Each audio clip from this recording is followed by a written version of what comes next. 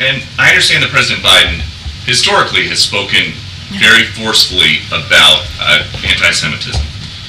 But this week, he's not. He's MIA. Is he that worried about losing the youth vote with these protesters? I'm going to be mindful. You're talking about youth vote. You're talking about 2024. No. Young people. I have to say what I have to say, and just give me a second. So I'm not going to speak about somebody's doorbell. Is that a doorbell? Yeah, that was an alarm. An alarm. Okay. All right.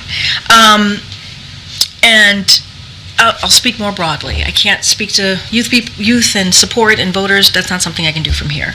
The president has taken a lot of policy actions here that he knows that young people care about. And a lot of those actions are popular with those young folks, whether it's giving a little bit of breathing room with student debt relief. We made an announcement today, matter of fact, and we are going to continue to do that because we think it's important as families or as an American and you coming out of college and you want to build a family, buy a home, you have the opportunity to do that and not be crushed by student debt. The president understands how important it is to deal with that issue. Climate change, something that young people really, truly care about. One of the crises that the president said he came into having to deal with was the climate change crisis. As the president has taken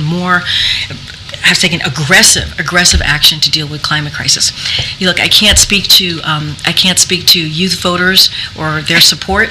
What we're going to do is continue to take actions that we believe helps all Americans and all communities. You mentioned what he said in 2017 after Charlottesville.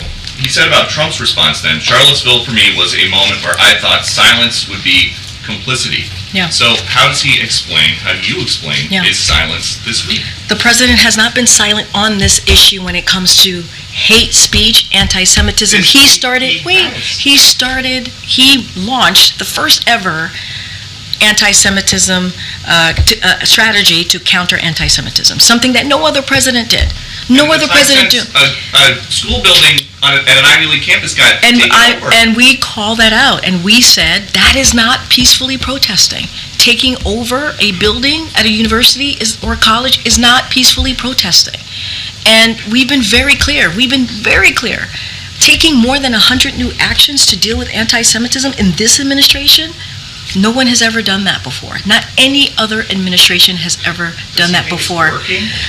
We're going to continue. We're going to continue to do the work, and it's not just here in the White House. We're talking about DOJ. We're talking about Homeland Security, right? We're talking about Department of Education, talking and working with campuses and colleges to deal with this issue. We have seen a uptick in anti-Semitism in the last certainly several months in the past year. And we have to call that out, and it is not okay. It is not okay. Go ahead.